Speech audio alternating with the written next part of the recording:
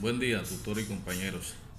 Dando respuesta a las inquietudes sobre el texto que nos referíamos sobre la importancia de la cultura en la antropología, eh, y dando respuesta a la pregunta en particular, ¿cuál es el significado general que se le otorga a la cultura en el ámbito de la antropología? Pues podríamos decir que el término de cultura desde la antropología pues hay que abarcarlo ampliamente, en el sentido de que tiene que ver con todos el origen de los pueblos y el hombre en su papel protagonista en relación a cómo ha sido su proceso evolutivo, ¿no? Y la manera como él se relaciona no solo con el entorno, sino con la comunidad misma en el que habita.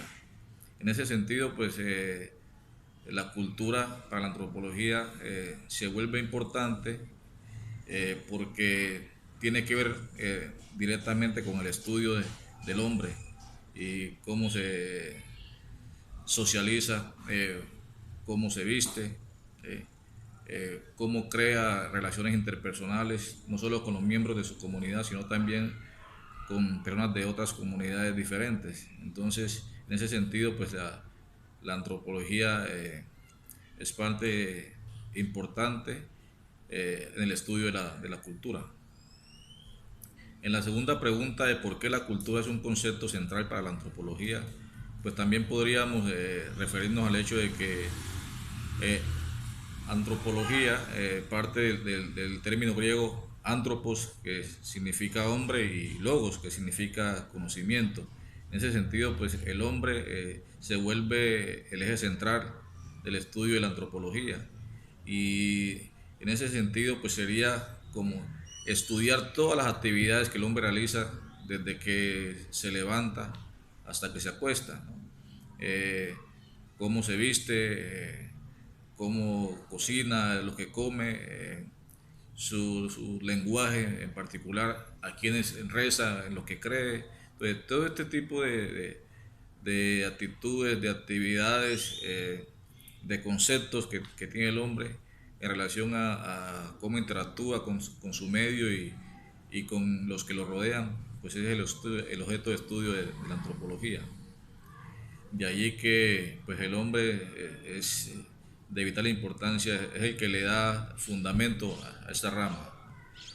Eh, para continuar con la tercera pregunta, podríamos decir cómo se ha transformado el concepto cultura según los enfoques teóricos de la antropología. Podríamos agregar que desde los inicios de la humanidad el ser humano ha estado en constante movimiento, ¿no? Y está también procurando crear nuevos entornos donde él pueda asentarse, dar vida y establecer relaciones de convivencia con los seres humanos. Entonces, en la medida en que él se agrupa, crea cierta relación de dependencia con otros seres humanos, modifica el entorno en el que vive, pasa de sociedades simples a sociedades más estructuradas, más complejas, no solo en el tema social, sino también en el tema de transformar el hábitat, ¿sí? Y la misma sociedad dándole cierto orden y jerarquías a las sociedades que crea. Entonces, en ese sentido, la antropología se va transformando en la medida en que el hombre se mueve en el entorno en que habita. Para la otra pregunta, ¿cuál es la diferencia entre cultura y sociedad? Pues podríamos también definir que la cultura es la manera en que el hombre vive, ¿no? El modo de vida del ser humano, cómo socializa, cómo, cómo se viste, cómo articula su lenguaje, cómo se comunica, ¿no?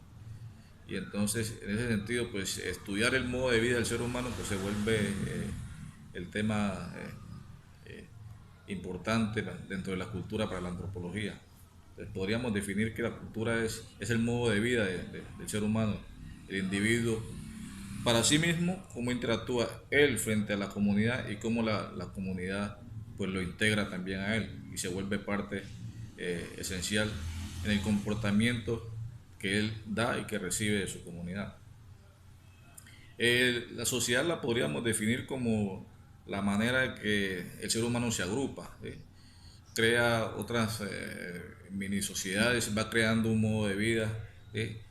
Más estructurado. En ese sentido, pues también se van formando ciertos grupos de individuos con una comunicación, digamos, un lenguaje más personal referido a ese grupo. Podríamos hablar incluso el caso de los sacerdotes y las monjas de las comunidades religiosas, que aunque viven en una sociedad, pues también tienen unas subdivisiones, otras microsociedades internas, ¿no?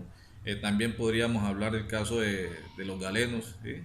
El tema de la salud, enfermeras y médicos, el tema de las leyes para los jueces, que también, aunque son otro grupo de personas con unas actividades diferentes, pues están muy integradas también a la sociedad, pero también manejan un modo de hablar, un modo de comunicarse, un modo de vestir, ¿sí? Entonces, estas microsociedades, aunque tienen un diferente lenguaje, manejan diferentes actividades, también están integradas en el contexto de sociedad generalizado. La última pregunta, que tiene que ver con la definición de enculturación, relativismo cultural y etnoeducación, pues podríamos empezar diciendo que la enculturización es el proceso por el cual el niño aprende de sus mayores cómo integrarse a la sociedad en que habita, ¿no? A la comunidad en la que él empieza a crecer. Y ese proceso de aprendizaje pues es permanente, es desde la época del niño, que es donde él empieza a absorber todas las creencias, los movimientos, los comportamientos, las actitudes que van definiendo su comunidad en particular.